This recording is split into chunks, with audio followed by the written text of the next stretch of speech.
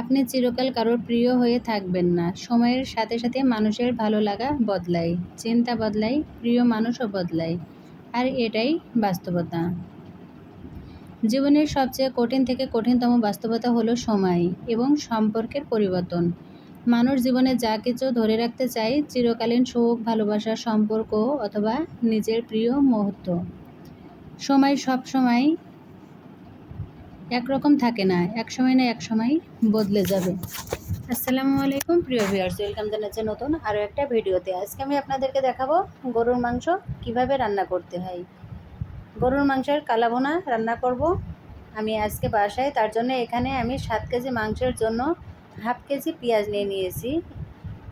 এখন আমি পেঁয়াজটা ব্রাউন কালার করে ভেজে নেব। পেঁয়াজের ভিতরে দিয়ে দিয়েছি গোলমরিচ, এলাচ, ডালচিনি, লবঙ্গ এবং তেজপাতা। সব রকম উপাদান দিয়ে আমি তেলের ভিতরে ভেজে নিচ্ছি। আর এদিকে লুচি ভাজি করা হচ্ছে। তো বাসায় অনেক মেহমান আসবে, সবার জন্যই কিন্তু লুচি এখানে বানানো হচ্ছে। রান্না করা হয়েছে সেমাই, সুজি, নুডলস এবং গরুর মাংস এবং লুচি রান্না করব।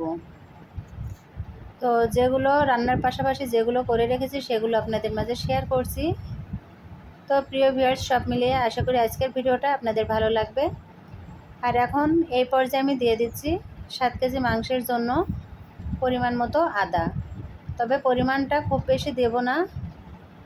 7 কেজি মাংসের জন্য এখানে আমি বড় সাইজের 3টা আদা দিয়ে দিয়েছি, রসুন দিয়ে দিয়েছি 7 থেকে 8টা এবং এখানে শুকনো মরিচ পেস্ট করা আছে। আমি এখানে আমার পরিমাণ মতো দিয়ে নিয়েছি।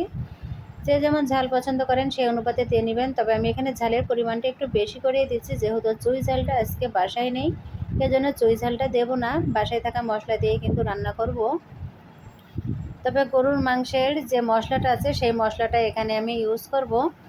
তো মশলাটা খুব ভালোভাবে এখানে আমি কষিয়ে নিয়েছি। আর এখানে লুচিগুলো ভাজা হয়ে গেছে। কাজের ফাঁকে ফাঁকে আমি কিন্তু আপনাদেরকে দেখাচ্ছি আজকে সারাটা দিন কিভাবে আমরা 2 জায়ে রান্নাঘরে সময়টা পার করছি, 3 জায়ে রান্নাঘরে সময়টা পার করছি সেটাই। এখানে দিয়ে দিলাম আমি বাটা মশলা, মানে যেগুলো গরম মশলা বলে এক কথায় সেগুলো, আর হলুদের গুঁড়া, স্বাদ মতো লবণ, সব কিছুই দিয়ে দিতে হবে। তো এখানে বড় একটা হাঁড়ি নিয়ে নিয়েছি। এখন আমি দিয়ে দিলাম এখানে হলুদের গুঁড়া দিয়ে মশলাটা দেখুন আমি কিন্তু এখনও অনবরত নেড়ে যাচ্ছি। এখানে 2 থেকে 3 মিনিট মশলাটা কিন্তু খুব ভালোভাবে কষিয়ে নিতে হবে। এবং আমি যে জায়গা থেকে পেঁয়াজটা প্রথমে ভেজে নিয়েছি, পেঁয়াজটা ভাজতে প্রায় 5-6 মিনিট সময় লাগবে। আমি ভিডিওটা একটু টেনে নিয়েছি, তা নাহলে ভিডিওটা লম্বা অনেক বড় হয়ে যাবে এজন্য। তো এদিকে আমি মাংসটা রান্না করছি আর একদিকে আমার মেজো যা লুচি ভাজছে আর আমার বড় যা লুচি বানাচ্ছে। আমরা 3 জায়ই কিন্তু কাজ করছি এখানে। সকাল সকাল রান্নাঘরে চলে এসেছি। এই প্রচণ্ড গরমের ভেতরে রান্নাঘরে থাকা যে কতটা কষ্টের সেটা শুধুমাত্র আমাদের মতো গৃহিণীরাই বুঝবে। আর এখন এই পর্যায়ে আমি দিয়ে দিচ্ছি কাঁচামরিচ। আপনারা চাইলে কষানোর পরে দিতে পারেন, তবে আমি যেভাবে রান্না করি, প্রথমেই বলেছি আমি যেভাবে রান্না করি সেটা আপনাদের মাঝে শেয়ার করব। তো মশলাটা খুব ভালোভাবে আমার কষানো হয়ে গেছে, দেখতেই পারছেন। আমি আরও একটু নেড়ে চেড়ে নিচ্ছি। এখানে অল্প একটু পানি দিয়ে কিন্তু অবশ্যই কষে নেবেন, তা না হলে নিচের দিকে মশলাটা লেগে যাবে। তো আমি পানি দিয়েছি, সেটা স্কিপ হয়ে গেছে, এজন্য আমি মুখে বলে দিলাম। আপনারা যারা ভিডিওটা টেনে টেনে দেখবেন তারা কিন্তু বুঝতে পারবেন না, এজন্য অবশ্যই আপনারা ভিডিওটা না টেনে দেখবেন, তাহলে পুরো রেসিপিটার সঙ্গে যদি থাকেন বুঝতে পারবেন। ব্যাস, আমার মশলাটা কষানো হয়ে গেছে। গরুর মাংসটা আমি ধুয়ে রেখেছিলাম, সেটা আমি এখন আনতে গেলাম। মোবাইলটা স্ট্যান্ডের ওপরে রেখেই দিয়েছি। আর এখন মাংসগুলো আমি একটা ডালা করে এভাবে করে একসঙ্গে ঢেলে দিলাম। এখনও কিন্তু শেষ হয়নি, আরও এক ডালা আছে, যেহেতু আমি প্রথমেই বলেছি আজকে অনেক মাংস রান্না করব, একই সঙ্গে 7 কেজি, তো নাড়ানাড়ি করার একটু ঝামেলা থাকে। এজন্য আমি অর্ধেক মাংস দিয়ে এভাবে করে নেড়ে নিচ্ছি। বাকি মাংসগুলো আমি একটু পরে এনে দিয়ে দিব। আমি খুন্তিটা ধুয়ে আবারও আনতে যাব একটু পরে। তবে নিচের দিক থেকে মশলাটা আমি মাংসের সাথে ভালোভাবে মিশিয়ে নিচ্ছি। আর এটা আমি মাংসটা রান্না করব পানি ছাড়াই কিন্তু রান্না করতে হবে। আর মাংসটা অবশ্যই আমি ধুয়ে তারপরে চড়িয়ে দিয়েছি, এই কারণে মাংস থেকে কিন্তু অনেক পানি বের হবে। তো ব্যাস, এখানে আমি বাকি মাংসগুলো দিয়ে দিলাম। দিয়ে এখন মাংসটা আমি ভালোভাবে কষে নেব। প্রথমে মশলাটার সাথে নেড়ে চেড়ে নিতে হবে, তবে আমি এখানে নাড়তে পারছি না, আর চুলাটা একটু উপরে, এজন্য আমি হাঁড়িটা এখন নামিয়ে নেব নিচে। হাঁড়িটা নামিয়ে তারপরে আমি ভালোভাবে নেড়েচেড়ে নিব। তবে আপনাদের দেখানোর সুবিধার্থে এখানে আমি আপনাদের সামনে একটু জাস্ট খুন্তি নাড়তে হয়, এজন্য কষ্ট করে খুন্তিটা নেড়ে যাচ্ছি। তো আপনাদের সামনে যতটুকু পারি দেখাবো। আর ক্যামেরার পেছনে তো থাকে অনেক গল্প, অনেক ভিডিওটা সুন্দর করার জন্যই এত কষ্ট, এত কাহিনী। তো যাই হোক, আমি চেষ্টা করে যাচ্ছি নিচের দিক থেকে উপরে ওঠানোর জন্য, কিন্তু পাচ্ছি না।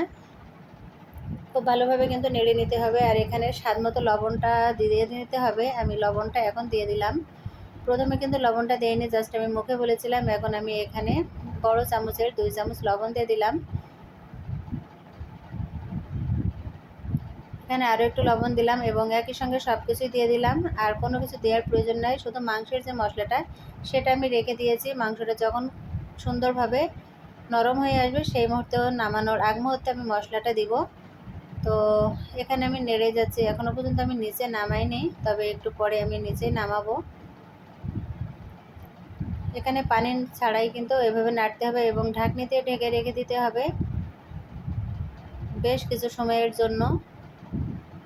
আর রান্না করছি গ্যাসের চুলায়, বেশ কিছুটা সময় লাগবে।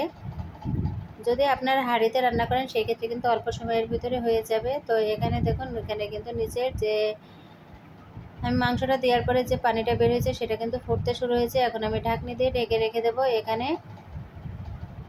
45 মিনিটের জন্য। তো 45 মিনিট পরে আমি ফিরে এলাম। এখন দেখুন এই পর্যায়ে কিন্তু মাংসটা ঠিক এরকম হয়েছে এবং এর মাঝে আমি অনেকবার এসে নেড়েচেড়ে দিয়েছি। হাঁড়িটা নামিয়ে খুব ভালোভাবে নেড়েচেড়ে নিয়েছি। আর এই পর্যায়ে দেখুন মাংসটা কিন্তু কালারটা সুন্দর একটা কালার এসেছে। এখন এভাবে করে নেড়েচেড়ে নিতে হবে। তো এই যে পানিটা বের হয়েছে এই পানি দিয়ে কিন্তু আমার রান্নাটা হয়ে যাবে, কারণ প্রথমে খুব ভালোভাবে কষিয়ে নিয়েছি আমি, সেখানে কিন্তু আলাদা করে কোনো আমি পানি দেইনি।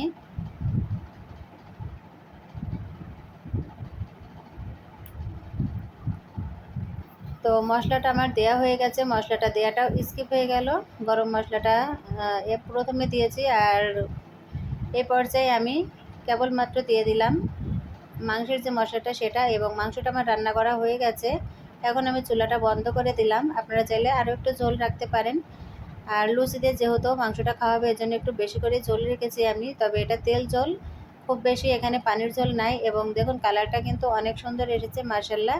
তো খুব সহজে বাসায় কীভাবে আপনারা কালো ভুনা করবেন সেটার একটা ছোট্ট রেসিপি শেয়ার করলাম। আর এখন রান্না হচ্ছে খাসির মাংস।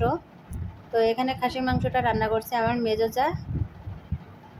তো প্রিয় ভিউয়ার্স, সব মিলিয়ে আজকের আমাদের এই ভিডিওটা আপনাদের কাছে কেমন লাগলো কমেন্টের মাধ্যমে জানাতে একটুও ভুল করবেন না। একটা ভিডিও বানাতে অনেক পরিশ্রম করতে হয়, এজন্য আশা করি আপনারা ভালোবেসে পাশে থাকবেন সব সময়। সবাই ভালো থাকবেন, সুস্থ থাকবেন এই কামনায় আজকের এখানেই বিদায় নিচ্ছি। আসসালামু আলাইকুম, আল্লাহ হাফিজ।